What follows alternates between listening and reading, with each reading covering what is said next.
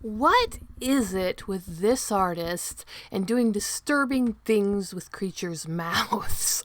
Hello, my wonderful viewers, and welcome to another episode of Betty Adams Overanalyzes. Today we will be taking a spoilery look at Transformers, the Skybound Energon universe, Book 10. This is my book. This is a book that I'm very interested in. It is a harkening back to one of my all-time favorite G1 episodes, and it addresses an issue with nuance that Transformers Earthspark absolutely mutilated. And I even went so far as to make a video about this over a year ago, about how badly Transformers Earthspark had handled a very complex issue and how wonderfully the G1 episode had handled it. And the image that I used for the title card of my video is an image that shows up again in Transformers Skybound Book 10. So now, I'm not claiming anything. I'm not saying they're copying my analysis here. This is just such an obvious issue that I think this book 10 might be a response to the Transformers Earthspark episode, or it might simply be the logical handling of this issue in this world by a good writer. But I'm going to be getting into all the spoilers for that and what is going on there. If you don't want any spoilers, you can check out the link below the video to get yourself a copy of my book, Hidden Fires, Dragons, Aliens, and Things That Go Boom in the Night, where I also addressed this very issue. What is that issue? We're getting into spoilers, so you can shoo if you want to. So the main character for this episode is Beachcomber. And we have Beachcomber getting introduced to Earth in a slightly different way from the rest of the Autobots. He gets thrown out of the Ark as it crashes towards Earth, but Beachcomber gets pulled into the gravity of the moon. Lands on the moon, spends untold times just sitting on the moon, doing nothing, waiting, until, lo and behold, the inhabitants of Earth send somebody to the moon. And we get a flashback to the space capsule, the American flag, Neil Armstrong bouncing around the moon. And then we get a little nod to one of the accepted absurdities of any Transformers franchise. The fact that even if the rest of the story is very carefully to maintain the laws of physics, the Transformers interacting with humans and human technology requires, for the sake of the story, to ignore certain elements of mass and size. Beachcomber has the mass of a boat that was probably, even in G1, larger than the original space capsule.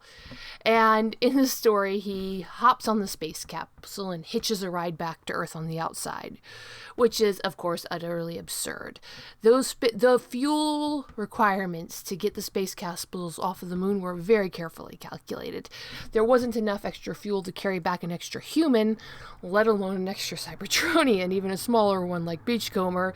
But this is Transformers. All we care about is that he's happy that he finally gets to go to a world where there's people and things to interact with. He can maybe hook up with the rest of the Autobots again, so he's thrilled. So we are going to politely ignore the effects of gravity and mass regarding the moon and the Earth. Therefore, this is not put in here randomly, I think.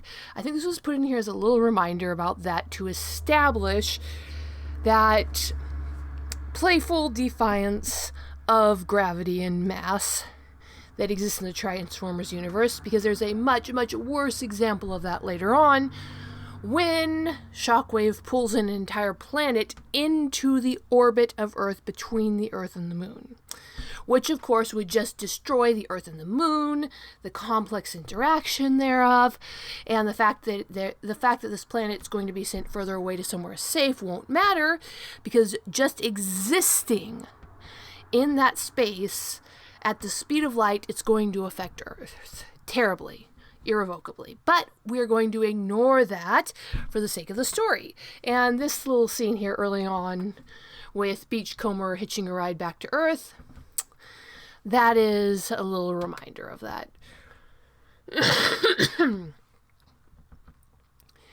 And just as in G1 we saw Beachcomber interacting with the Golden Lagoon and all the wildlife there, we get to see Beachcomber interacting with a regular lagoon on Earth, finding his way to the Ark, and making the choice not to revive the Autobots and the Decepticons. And he explains his actions because he says basically the Autobots' good intentions wouldn't matter to everybody who was going to die if they were woken up. Beachcomber saw it as an inevitability that if he woke the rest of any of the other Transformers on Earth, that this would lead to death and destruction. Then what do good intentions matter if you've got giant robots tearing up the planet? And this is, again, very in character with what we saw of Beachcomber in G1. And so he decides just to let the Autobots and the Decepticons sleep until he sees Astrotrain trying to run off with Spike and rescues Spike. And he's got Astrotrain tied down in just wraps and wraps and wraps of lost ocean-going anchor chains. And so they're sitting there discussing all of this. And this is the concept that Earthspark mangled so terribly. Earthspark had such intense protagonist-centered morality focused on the Terrans, these Earthborn Transformers, that the concept that the people of Earth would resent giant robots tearing up and destroying their lives, destroying their infrastructure, killing people, making people go hungry. The fact that the resentment that would breed would be natural did not even occur to the writers. Any human being who expressed the slightest resentment at the Transformers on Earth and Earthspark was a villain. Even a child expressing that sentiment, even while trying to be kind to the Terrans, was someone who deserved to be cut off from friends. And the danger of introducing an invasive species was just handled terribly. Whereas in this one floppy comic book, which is essentially one chapter of a story, these writers are handling it with grace and nuance. And I enjoyed that. I mean, this is kind of a depressing chapter, kind of a depressing book, but I am definitely enjoying the complexity and the nuance that's written into here. It's probably even better than the Golden Lagoon. The Golden Lagoon was kind of left things at an impasse and didn't indicate any action to be taken for the characters afterwards, whereas this story definitely seems to be leading. You can't just feel bad about something, there has to be action taken after the fact. Then we switch over to the Decepticons' perspective, and we get the conflict between Shockwave, Soundwave, and Thundercracker. Thundercracker, he has morals, he has ethics that he holds, standards that he holds himself and the Decepticons to, but he's not willing to go against the rank structure. He doesn't like seeing prisoners of war tortured. Like I said, this is a dark chapter. That definitely comes up. And he objects to it. He doesn't mind. He's not such a coward that he won't make his objections known, but he's not going to, once having accepted Soundwave as his leader, he's not going to go against any of Soundwave's orders. Soundwave is shown to have empathy for at least some Cybertronians. And he's willing to expend resources in expressing that empathy in a tactical way. Again, you get that message. You can't just feel things. You have to take actions or your feelings are pointless. And But again, Soundwave does not appear to be willing to stand against someone he's already accepted as a commander. Now, there's a moment where he might have, but then the story takes the choice away from him by shifting the focus. We get a Deus Ex Machina, so we don't know if Soundwave's willing to go against Shockwave, who's in charge here. And then we even see that there's more complexity to Shockwave. He has more than just cold calculation. He has a sense of wonder, a sense of marvel, which absolutely does not stop him from utterly destroying the very thing he's marveling at. So we have these different characters. We're getting a lot of nuance into their character development. But ultimately, none of them are willing to step outside of the predetermined chain of command, even if staying in that chain of command is directly contradicting their own sense of ethics. Again, deep stuff.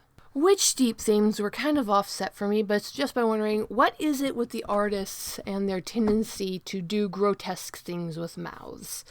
There is an image of what is clearly a humpback whale. Classic sci-fi staple. Humpback whales, their songs, they're awesome. They're these giant, massive creatures. And you'd think, if offered a choice between a smooth, simplistic drawing and a needlessly complex drawing, an artist's drawing would want to go for the smoother, simpler drawing. But humpback whales are a little bit lumpy and bumpy. They've got barnacles on them. They've got these kind of growths on them from old scars. And the humpback whales, especially the one we see up close, are drawn with the bumps around their mouths just enlarged and engorged. They're like 4 or 5 times as large as the actual bumps you'll see on a whale. So this artist went out of his way, made the drawing more difficult to do on several levels, to make this creature's mouth look just a little bit disturbingly warty. Now, again, humpback whales do have those giant warts around their mouths, but not like that, not to that extent. And this artist made much more work for himself to make it that bumpy and grotesque. So, I don't know what's going on there, but it's just a pattern I noticed. These artists seem to have something about mouths. Then the Decepticons reveal their evil plan. They are going to summon Cybertron into low Earth orbit and harvest Earth to revitalize Cybertron. Now, the moment Cybertron manifested in low Earth orbit, that would have completely disrupted the relationship between Earth and the Moon, and by low Earth orbit, I mean between Earth and the Moon, effectively. Cybertron, being a planet that is larger than Earth, having a gravitational field that is stronger than Earth, would have completely disrupted the entire solar system, let alone the delicate balance between Earth and the Moon. Moon goes flying off into space or crashing into Cybertron. Earth's tides, ecosystems, geology, everything disrupted. Earth is dead the minute Cybertron pops into that space. But from a flashback to the scene of Beachcomber hitching a ride to Earth on a moon lander that barely had enough fuel to get all the humans back. This is not the kind of thing, this is not the kind of story where we're being super, super strict about the physics of mass and gravity. In fact, that is the existence of Transformers, of 2-story tall robots with skinny knees, means that we have to accept that there's the square cube law, mass and attraction, gravity doesn't work quite the same in this universe. It works exactly how the story needs it to work. And that is something we've always had to accept with Transformers. It was in Earthspark when Optimus Prime was climbing up on Midwest brick buildings and they didn't collapse under his weight. It was in and it was all the way back in G1. So that's what we're accepting. Really cool art in this chapter. definite read. It is depressing. This is the no easy answers, all hard choices version of Transformers, which generally I'm not a huge fan of, but the writing is good enough. I'm enjoying it. But what do you think, my wonderful viewers? Why is this artist drawing giant lip warts on whales? Do the artists just have a thing about mouths? Hit that like and tell me what you think in the comments below. Hit that like and subscribe button, and peace out, my wonderful viewers. Step into a world of science and of story, of laughter and of tears.